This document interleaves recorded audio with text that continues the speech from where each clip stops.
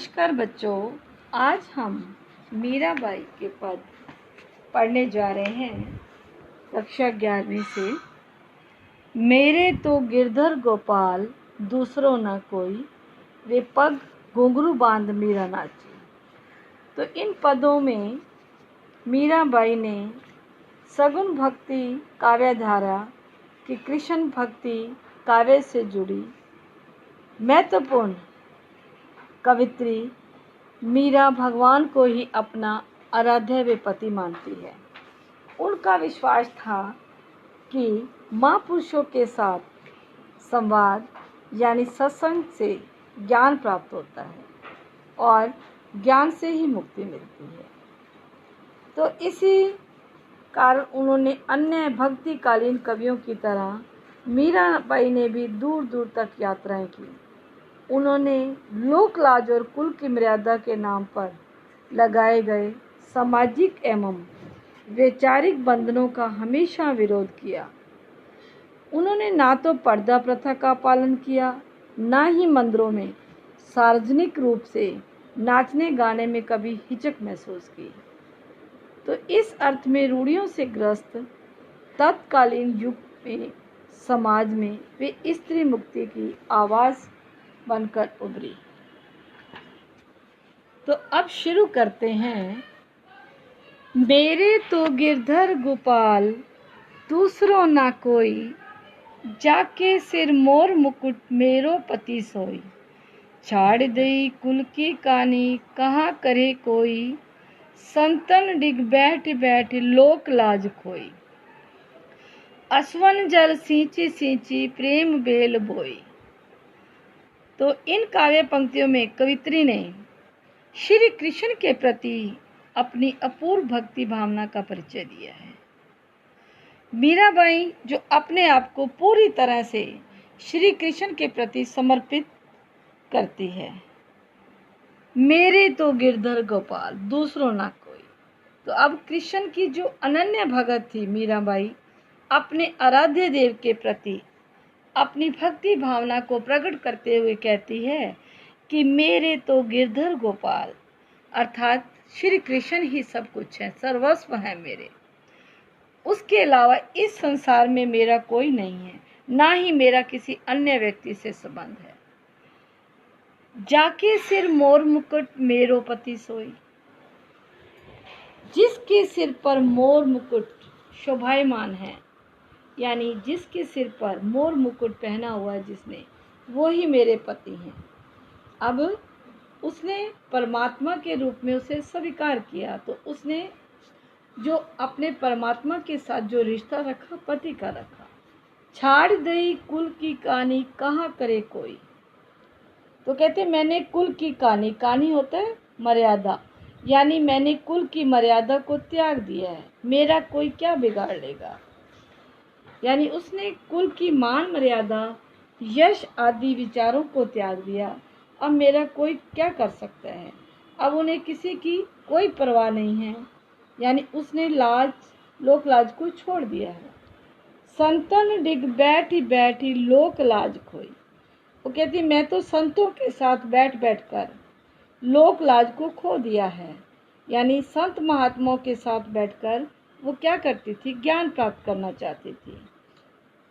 और किंतु समाज उसे कैसे देखता था, बुरी दृष्टि से। तो इसलिए उसने कहा कि उसने लोक लाज की भावना को त्याग कर दिया। उन्होंने असवन जल सींची सींची प्रेम बोल बोई।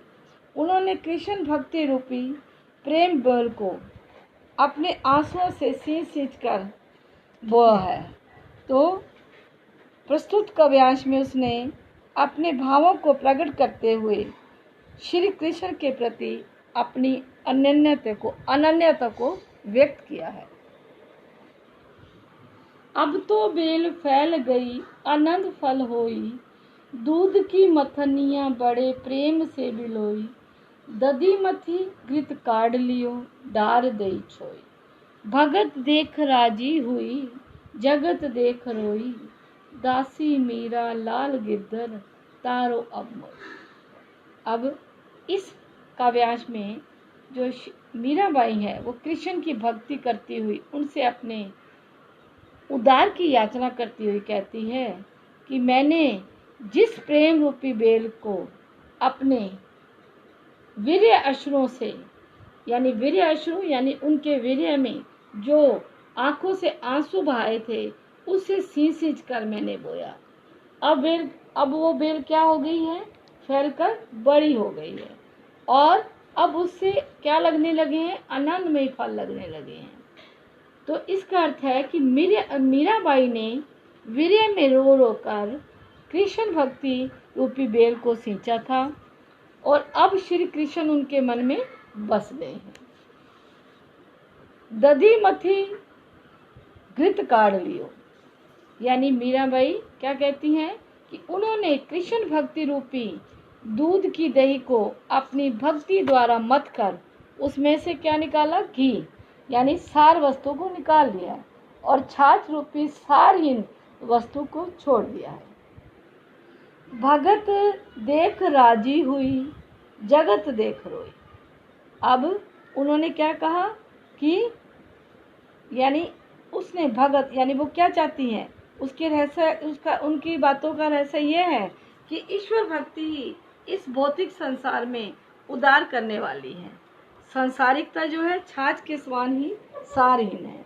तो मीरा अपने भगत जनों को देखकर प्रसन्न होती है और संसार के व्यर्थ कार्यों में व्यस्त लोगों को देखकर दुखी होती है। दासी मीरा गिरधर तारो अब मोई।